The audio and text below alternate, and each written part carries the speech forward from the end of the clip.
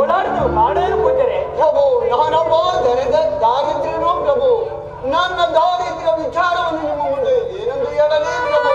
ಭಯಪಡಬೇಡಿ, ಹೇಳುವಂತರಾಗಿ ಪೂಜರೆ. ಪ್ರಭು, ಹಿಂದೆ ನಾನು ಕೋಟ್ಯಾಧೀಶನಾಗಿ ಬದುಕಾಡುತ್ತಿದ್ದ ನನಗೆ ದಾರಿದ್ರ್ಯವೆಂಬ 3 ಅಕ್ಷರಗಳು ಮುಸುಕಿಕೊಂಡ ಮಾತ್ರದಲ್ಲಿ ಉಣ್ಣಲು ಅನ್ನವಿಲ್ಲದೆ, ಓದಿಯಲು ಸಹ ಬಟ್ಟೆ ಇಲ್ಲದೆ, ಈ ಪಾಪಿ ನೇತ್ರಗಳಿಗೂ ಕಟ್ಟಿಕೊಂಡಿರುತ್ತದೆ. ಮನೆಯಲ್ಲಿ ಭಿಕ್ಷಾಟನೆಯನ್ನು ಮಾಡುತ್ತಿರುವನು ಪ್ರಭು. ಏನು ಪೂಜರೆ, ಹಿಂದೆ ನೀವು ಕೋಟ್ಯಾಧೀಶರಾಗಿ ಬದುಕಾಡುತ್ತಿದ್ದ ಕಾಲದಲ್ಲಿ ದಾರಿದ್ರ್ಯವೆಂಬ 3 ಅಕ್ಷರಗಳು ಮಿಸಿಕೊಂಡ ಮಾತ್ರಕ್ಕೆ ತಿನ್ನಲು ಅನ್ನವಿಲ್ಲದೆ, ಹೊನೆಯಲು ಬಟ್ಟೆ ಇಲ್ಲದೆ, ಪಾಪಿ ನೇತ್ರಗಳಿಗೂ ನಿದ್ರೆ ಇಲ್ಲದೆ ಮನೆ ಭಿಕ್ಷಾಟನೆಯನ್ನು ಮಾಡ್ತಿಲ್ಲ. ಹೌದು ಮಾತ್ರ ಮುಂದೆ ಹೇಳುವಂತರಾಗಿ. ಅದು ಅಲ್ಲದೆ ಪೂಜ್ಯತೆ, ಮನ್ನಣೆ, ಗೌರವ ಇತ್ಯಾದಿಗಳನ್ನು ಕಳೆದುಕೊಂಡು ನಿರ್ಭಾಗ್ಯನಾಗಿರುವನೆಂದು ತಂದೆ ಹೇಳುತ್ತಿರುವರು. ಏನೇನು ಪೂಜ್ಯತೆ, ಮನ್ನಣೆ, ಗೌರವ ಇತ್ಯಾದಿಗಳನ್ನು ಕಳೆದುಕೊಂಡು ನಿರ್ಭಾಗ್ಯನಾಗಿರುವುದ? ಹೌದು ಪ್ರಭು. ಹಾಗಾದರೆ ಬನ್ನಿ ನಮ್ಮ ರಾಜಸ್ಥಾನಕ್ಕೆ ಹೋಗೋಣ. ಆಗಬಹುದು ಪ್ರಭು.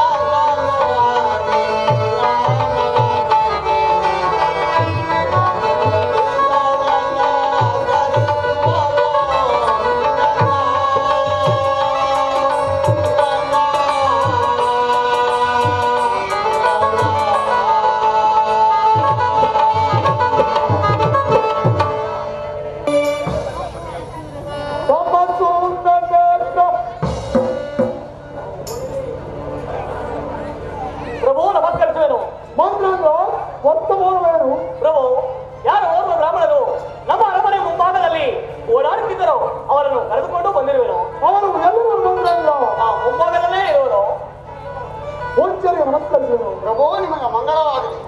ಪೂಜ್ಯರೇ, ನೀವು ಯಾರು? ನೇಮದೇವಿ ಅವರು ನಮ್ಮ ಅರಮನೆ ಮುಂದೆ ಮುಂಭಾಗದಲ್ಲಿ ಈ ರೀತಿ ಗೌರವಿಸುತ್ತಿರುವ ಕೋಣೆಗಳ ಪೂಜ್ಯರೇ. ಪ್ರಭು, ನನ್ನ ದಾರಿದ್ರ್ಯ ವಿಚಾರವನ್ನು ನಿಮ್ಮ ಮುಂದೆ ಏನೆಂದು ಹೇಳಲಿ ಪ್ರಭು.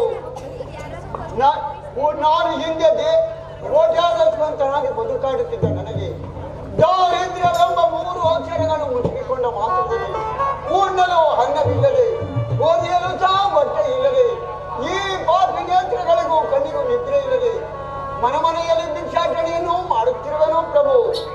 ಏನು ಪೂಜ್ಯರೇ, ಹಿಂದ ನೀವು ಕೋಟ್ಯಾಧೀಶರಂತ ಮೋಸದಲ್ಲಿ ದಾರಿದ್ರ್ಯವೆಂಬ 3 ಅಕ್ಷರಗಳು ಮುಸುಕಿಕೊಂಡ ಮಾತ್ರದಲ್ಲಿ ಉಣ್ಣಲು ಅನ್ನವಿಲ್ಲದೆ, ಓದಿಯಲು ಬಟ್ಟೆ ಇಲ್ಲದೆ ಮನೆ ಕ್ಷೋಭನೆ ಮಾಡುತ್ತಿದ್ದೀರ? ಹೌದು ಮಾತ್ರವು. ಅನಂತರ ಪೂಜ್ಯತೆ, ಮನ್ನಣೆ, ಗೌರವ ಇತ್ಯಾದಿಗಳನ್ನು ಕಳೆದುಕೊಂಡು ನಿರ್ಭಾಗ್ಯನಾಗಿರುವೆನು ತಂದೆ, ನಿರ್ಭಾಗ್ಯನಾಗಿರುವೆನು. ಏನೇನು ಪೂಜ್ಯತೆ, ಮನ್ನಣೆ, ಗೌರವ ಇತ್ಯಾದಿಗಳನ್ನು ಕಳೆದುಕೊಂಡು ನಿರ್ಭಾಗ್ಯನಾಗಿರುವೆಯ? ಹೌದು ಮಾತ್ರವು. ಮಂತ್ರೇಂದ್ರ, ಈ ಪೂಜ್ಯರು ಹೇಳಿದ ಮಾತನ್ನು ಕೇಳಿದೆಯಾ? ಕೇಳಿದೆನು ಪ್ರಭು. ಆದ್ದರಿಂದ ಈ ಪೂಜ್ಯರಿಗೆ ಯಾವ ದಾನವನ್ನು ಕೊಟ್ಟರೆ ಇವರ ದಾರಿದ ಹದು ಮಾಡುವುದು, ಅದನ್ನು ಆನಂದಿಸು.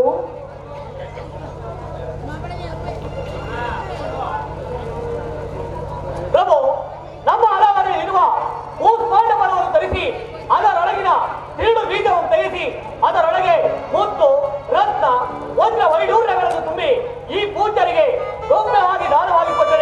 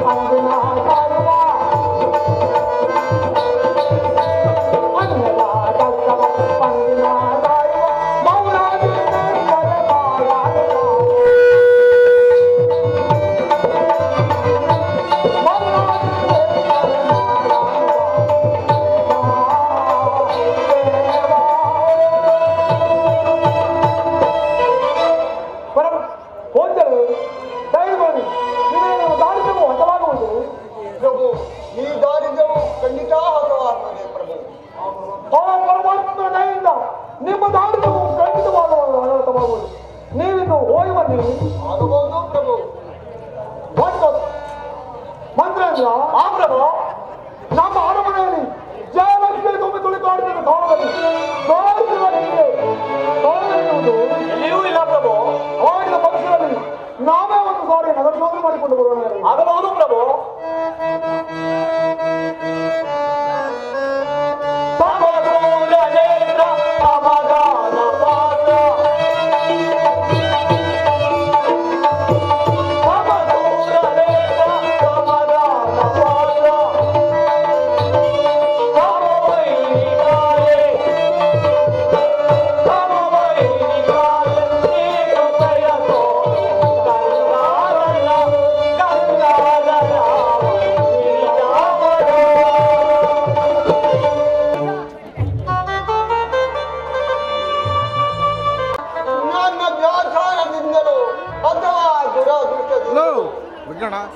ರಾಜಸ್ಥಾನದಲ್ಲಿ ನಿನಗೆ ಬಹುಮಾನವನ್ನು ಕೊಟ್ಟೆಂದು ಹೇಳಿದರಲ್ಲಪ್ಪ.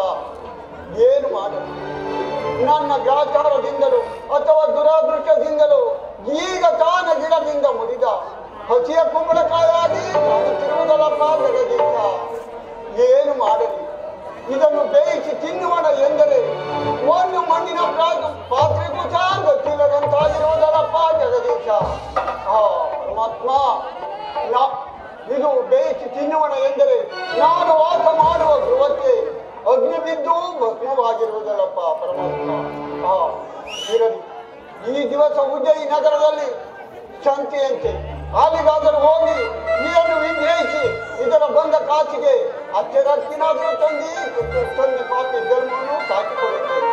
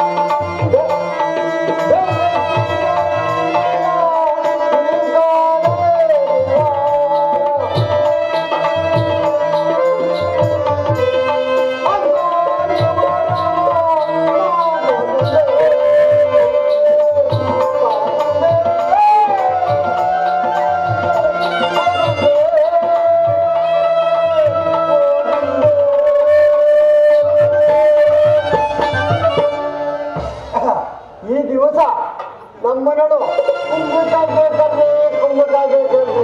ಶಾರದಾ ಕುಂಬಳಕಾಯಿ ಎಲ್ಲಿ ಹುಡ್ತಾನೆ ಅಂತ ಕೇಳಿದ್ರು ಕೇಳಕ್ಕೆ ಇಲ್ವಲ್ಲ. ಏನ್ ಮಾಡನೀಗ ಹೇಳಿ? ಆದ್ರೆ ಕುಂಬಳಕಾಯಿ ತಂದಿಲ್ಲ ಅಂದ್ರೆ ರೊಟ್ಟಿ ಇಲ್ಲ, ರೊಟ್ಟಿ ಇಲ್ಲ ಅಂದ್ರೆ ಕುಂಬಳಕಾಯಿ ಇಲ್ವಲ್ಲ ಅಂದಾಗ ಏನ್ ಹೇಳಕ್ಕೆ?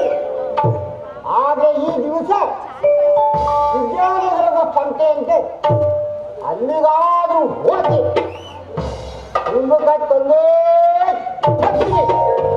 ಅಲ್ಲಿಂದ ಬಂದು ಸಾಕ ಕುಂಬಳಕಾಯಿ ತಂದೀನಿ ಪಚ್ಚಡಿ ಮಾಡಿ ಅಂತ ಹೇಳ್ತೀನಿ. ಆಗ ಪದಡಿ ಮಾಡ್ತಾಳೆ. 4 ರೊಟ್ಟಿ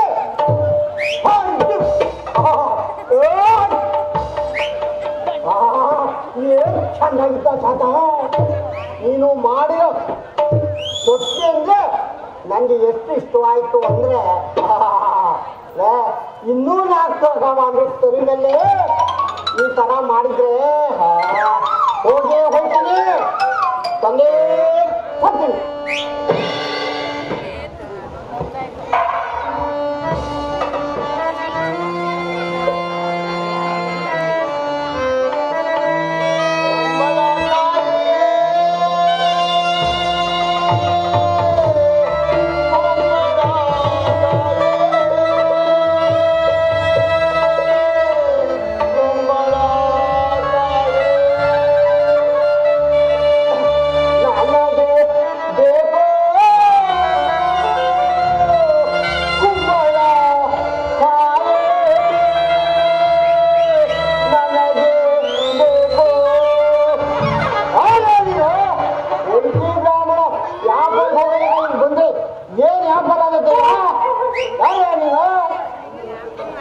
ಮನೆಯಿಂದ ಹೊಂದಬೇಕಾದ್ರೆ ನೀಲ ಬಡಿತು. ಅಲ್ಲಿಂದ ಹೊಂದೆ ನಾಯಿ ಸಡಬಡ ಅಂತ ಬಂದು ಅಲ್ಲಿಂದ ಮುಂದೆ ಹೊಂದೆ ಮಾಡ್ಕೊಳ್ಳಿ ಅಂತ ಬಂದ. ಅಲ್ಲಿಂದ ಮುಂದೆ ಬಂದೆ ನೀ ಒಂಟಿ ಬ್ರಾಹ್ಮಣ ಸಿಕ್ಕಿ ನನ್ನ ವ್ಯಾಪಾರ ಎಲ್ಲರೂ ಮಾಡ್ಬೇಡ.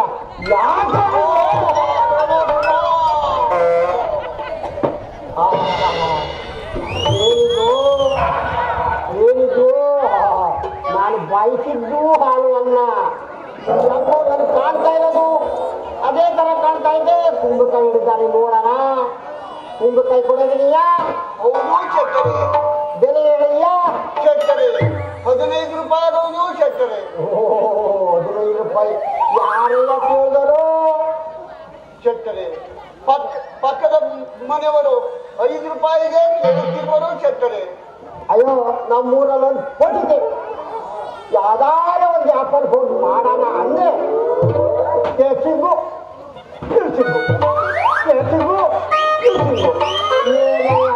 ಅವ್ನು ತಕೊಂಡಾಯ್ತೀನಿಯ. ಅವನು ನಮ್ಮ ಮನೆಯಲ್ಲೇ ಬೀಡಿ ತಗೊಂಡು 6 ತಿಂಗಳು ಆಗಿದೆ. ಅವ್ನು